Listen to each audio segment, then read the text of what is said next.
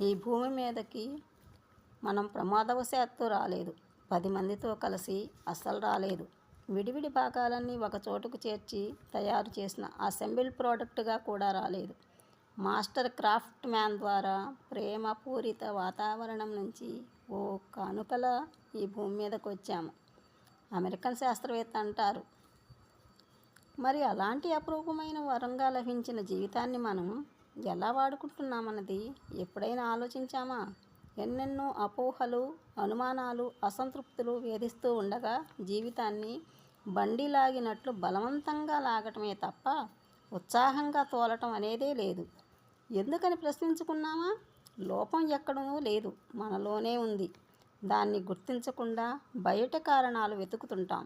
ఎవరో వచ్చి మనల్ని ఉద్ధరించరని తెలుసుకోవాలి.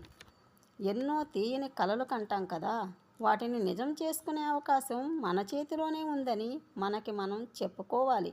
అదెప్పుడు సాధ్యమవుతుంది అంటే మన మీద మనకి నమ్మకం ఉన్నప్పుడు. 100కి 90 మంది వెనకడుగు వేసేది, ఏమీ సాధించకుండా మిగిలిపోయేది ఆ నమ్మకం లోపించడం వల్లనే.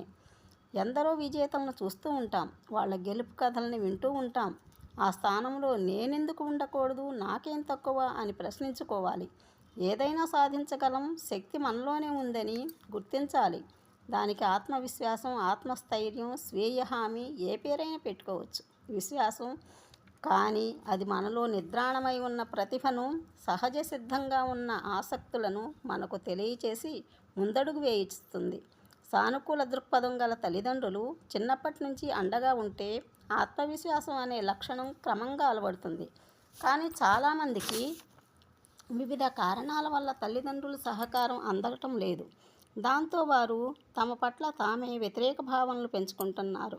ఇలాంటి పరిస్థితుల్లోనూ స్వశక్తిని నమ్ముకుని విజయబావుటాలు ఎగరేసిన వారు కొందరున్నారు. వారి మాట మనకు మంచి స్ఫూర్తి కావాలి. మన సామర్థ్యం మీద, తెలివితేటల మీద నమ్మకం పెంచుకోవాలి. నేను చేయగలను అని మనసుకు నచ్చ చెప్పుకోవాలి. Positive self talk, positive visualisation లాంటి చర్యలు సానుకూల ఫలితాలను ఇస్తాయి. పరిశోధనలు చెబుతున్నాయి కదా. పరీక్ష రాయకుండానే నేను పాస్ అవ్వలేను అనుకోకూడదు. బాగా చదువుకుంటున్నట్లు, పరీక్ష బాగా రాస్తున్నట్లు, మంచి ఫలితాలు సాధించడంతో అందరూ మిమ్మల్ని అభినందిస్తున్నట్లు ఊహించుకోవాలి. అప్పుడు వెలువలే ఫీల్ గుడ్ హార్మోన్స్ ఇచ్చే ఉత్సాహంతో కార్యాచరణకు ఉపక్రమిస్తే ఊహే నిజమవుతుంది. What you think you become అంటే అర్థం అదే. మన గురించి మనం ఎలా ఆలోచిస్తే అదే జరుగుతుంది.